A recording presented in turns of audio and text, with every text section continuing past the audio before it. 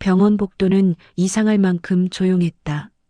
사람들이 오가고 있었지만 그 모든 움직임이 물속처럼 느리게 보였다. 나는 진료실 문 앞에서 두 손을 꼭 쥐고 서 있었다. 수진 씨 들어오세요. 의사의 목소리는 평온했다.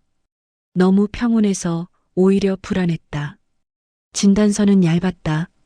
하지만 그 종이 한 장이 내 인생의 무게를 전부 바꿔버렸다. 유방암 2기입니다. 그 말이 떨어지는 순간 시간이 멈췄다. 2기, 말기 아니잖아요. 죽는 건 아니잖아요.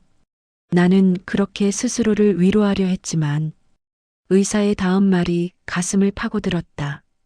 수술과 항암 치료가 필요합니다. 항암, 머릿속에 떠오른 건 머리카락이 빠진 내 모습이었다. 거울 앞에 선 낯선 여자. 나는 고개를 끄덕였다. 눈물은 나지 않았다. 아직은. 집으로 돌아오는 길 휴대폰 화면 속 남편의 이름을 몇 번이나 눌렀다 지웠다. 도망치고 싶었다. 오늘 하루쯤은 아무 일 없었던 것처럼 살고 싶었다. 하지만 숨길 수는 없었다. 저녁 식탁 위에는 그가 좋아하는 된장찌개가 끓고 있었다. 오늘 병원 갔다 왔어. 그는 무심하게 대답했다. 그래, 별일 없지? 나는 한숨을 삼켰다. 암이래. 젓가락이 멈췄다. 그의 눈이 커졌다. 뭐? 유방암 2기래. 수술해야 한대. 몇 초의 정적. 그는 아무 말도 하지 않았다. 위로도 걱정도 그저 멍하니 앉아 있었다. 그리고 그날 밤 그는 내 등을 한 번도 안아주지 않았다. 며칠 후 그는 늦게 들어오기 시작했다. 회사 일이 많아. 짧은 대답. 나는 알 수 있었다. 그의 눈빛이 달라졌다는 걸. 두려움. 아니, 회피. 수지나 치료 오래 걸려. 그의 질문은 걱정보다는 계산처럼 들렸다. 1년은 잡아야 한대. 그는 고개를 끄덕였다. 그날 밤 그는 소파에서 잤다. 수술 날짜가 잡혔다. 나는 그에게 말했다. 수술날 와줄 수 있어? 그는 잠시 침묵했다. 중요한 프로젝트가 있어. 심장이 내려앉았다. 그래도 남편이잖아. 그는 한숨을 쉬었다. 솔직히 말할게. 나는 그 순간 이미 알았다. 나 이런 상황 자신 없어. 그의 말은 칼날 같았다. 무슨 뜻이야? 평생 병수발할 자신 없어. 정적? 숨이 막혔다. 그래서 그는 고개를 숙였다. 우리 잠시 떨어져 있자. 그 말은 이혼보다 더 비겁했다. 수술날 보호자 칸은 비어 있었다. 간호사가 물었다. 보호자분은? 나는 웃었다. 일이 바쁘대요. 수술실로 들어가며 천장을 바라봤다. 차가운 조명 아래서 나는 생각했다. 사람은 언제 가장 외로울까? 아플 때, 그리고 그때, 사랑이 떠날 때, 마취가 시작됐다. 눈이 감겼다. 그리고 나는 울었다. 수술 날짜가 잡혔다. 수지는 병실 창밖을 오래 바라봤다. 햇빛은 아무 일 없다는 듯 평온했다. 보호자분 오셨나요? 간호사의 질문에 수지는 잠시 멈칫했다. 없어요. 입 밖으로 꺼내는 순간 현실이 확정됐다. 남편은 끝내 오지 않았다. 마취가 들어가기 전 수지는 스스로에게 말했다. 나는 살아야 해. 남편을 위해서가 아니었다. 배신을 증명하기 위해서도 아니었다. 그냥 자기 자신을 위해. 눈이 감겼다. 수술은 길었다. 회복실에서 깨어났을 때 가장 먼저 보인 건 침대 옆 빈 의자였다. 그 자리는 원래 남편 자리였다. 하지만 그 자리에 앉아 있는 사람은 의외의 인물이었다. 엄마, 중학생 아들 준호였다. 눈이 퉁퉁 부어 있었다. 아빠는? 수진의 목소리는 갈라졌다. 준호는 고개를 떨궜다. 출장이라고 했어. 그 말이 거짓이라는 걸 아들은 이미 알고 있었다. 퇴원 후 집으로 돌아왔을 때 남편의 짐은 절반이 사라져 있었다. 옷장 한쪽이 비어 있었다. 수지는 웃음이 나왔다. 그래, 이렇게 빨랐구나. 그날 밤 준호가 조용히 말을 꺼냈다. 엄마, 응, 아빠 다른 여자 있어. 심장이 내려앉았다. 어떻게 알아? 폰을 봤어. 일부러 본 건 아니야. 엄마 병원 간 날 아빠가 어떤 여자랑 통화했어.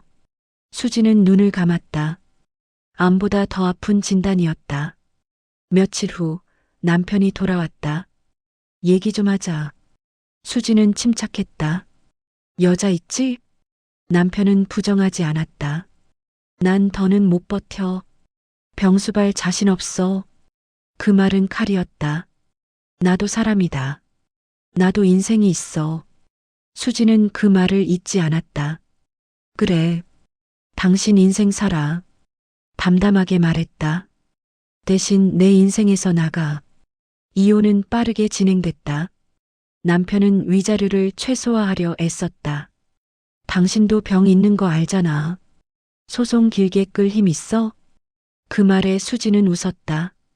힘없다고 생각해? 그녀는 증거를 모았다. 통화 내역, 계좌 이체 기록, 메시지 캡처, 그리고 변호사를 찾았다. 항암이 시작됐다. 머리카락이 빠졌다. 거울 속 얼굴은 낯설었다. 하지만 눈빛은 달라져 있었다. 이제 수지는 누군가의 아내가 아니었다. 그녀는 환자였고 동시에 전사가 됐다. 항암 치료실에서 만난 한 여자가 있었다. 비슷한 나이, 비슷한 병기. 남편은요? 수진이 물었다. 그 여자는 웃었다. 떠났어요. 진단받고 한 달 만에. 수지는 고개를 들었다. 같네요. 그날 두 사람은 오래 이야기했다. 아픔은 묘하게 사람을 가깝게 했다. 항암 3차가 끝났을 무렵 수지는 이상한 걸 느꼈다. 자신이 약해지는 게 아니라 강해지고 있다는 걸. 남편이 떠났다는 사실이 더 이상 심장을 찢지 않았다. 오히려 자유로웠다. 나를 두고 도망친 사람을 붙잡고 있었구나. 어느 날 남편에게서 전화가 왔다. 그 여자랑 끝났어. 수지는 무표정했다. 그래서 힘들다. 내가 그립다. 웃음이 터졌다. 나 암이야. 알아. 당신은 병수발 못한다며. 침묵. 돌아올 생각 마. 전화를 끊었다. 그 순간 수지는 완전히 자유로워졌다. 병실 창문에 비가 부딪히는 소리가 유난히 크게 들렸다. 나는 항암 주사를 맞고 있었다. 차가운 액체가 혈관을 타고 들어올 때마다 몸이 아니라 마음이 먼저 얼어붙는 느낌이었다. 남편은 그날 이후 한 번도 병원에 오지 않았다. 대신 문자가 왔다. 당분간은 따로 지내는 게 서로에게 좋을 것 같아. 서로? 나는 침대에 앉아 한참을 웃었다. 이 상황에서 서로라는 단어가 이렇게 잔인할 줄 몰랐다. 시어머니는 처음엔 나를 걱정하는 척했다. 그래도 우리 아들이 많이 힘들어해. 남자는 원래 이런 상황을 잘 못 견뎌. 나는 물었다. 그럼 저는요? 잠깐의 침묵. 너는 엄마니까 강해야지. 그 말이 내 가슴을 갈랐다. 그날 밤 나는 결심했다. 이 결혼은 내가 붙잡을 이유가 없다는 걸. 항암 치료를 받으며 알게 된 사람이 있었다. 같은 병동, 창가 쪽 침대에 있던 남자. 이름은 현수. 그도 나처럼 배우자에게 버림받았다. 아프면 사람은 혼자가 되더라고요. 그의 말이 묘하게 위로가 됐다. 우리는 서로의 투병 이야기를 나누었고 서로의 두려움을 숨기지 않았다. 그는 내게 물었다. 혹시 당신은 아직도 남편을 기다려요? 나는 고개를 저었다. 그 순간 처음으로 나는 피해자가 아니라 생존자가 되고 싶어졌다. 그러던 어느 날 남편의 동료에게서 연락이 왔다. 형수님, 이 말해도 될지 모르겠지만 남편은 이미 다른 여자와 함께 살고 있었다. 그 여자는 회사 후배였고 내가 암 진단을 받기 전부터 관계가 시작됐다고 했다. 그러니까 그는 내 병이 아니라 이미 다른 삶을 선택한 뒤였던 것이다. 암은 핑계였을 뿐 나는 울지 않았다. 눈물 대신 차가운 분노가 올라왔다. 나는 변호사를 찾았다. 남편의 외도 증거, 공동재산 내역, 그리고 내 치료 기록까지 충분히 위자료와 재산 분할을 받을 수 있습니다. 그 말이 이상하게 통쾌했다. 법정에서 남편을 마주한 날, 그는 나를 제대로 보지 못했다. 난 너무 무서웠어. 당신이 죽을까봐. 나는 조용히 말했다. 그래서 도망쳤어? 판사는 차분히 기록을 넘겼다. 그리고 몇 달 뒤, 위자료 지급, 공동재산의 60% 분할, 외도 사실 인정. 남편은 얼굴이 하얗게 질렸다. 그의 회사에도 소문이 퍼졌고 결국 그는 권고사직을 받았다. 그가 떠난 건 나였지만 잃은 건 그였다. 항암은 힘들었지만 기적처럼 종양은 줄어들었다. 의사는 말했다. 생각보다 경과가 좋습니다. 나는 그날 병원 복도에서 처음으로 크게 숨을 들이마셨다. 살아야겠다고 생각했다. 그를 위해서가 아니라 나 자신을 위해.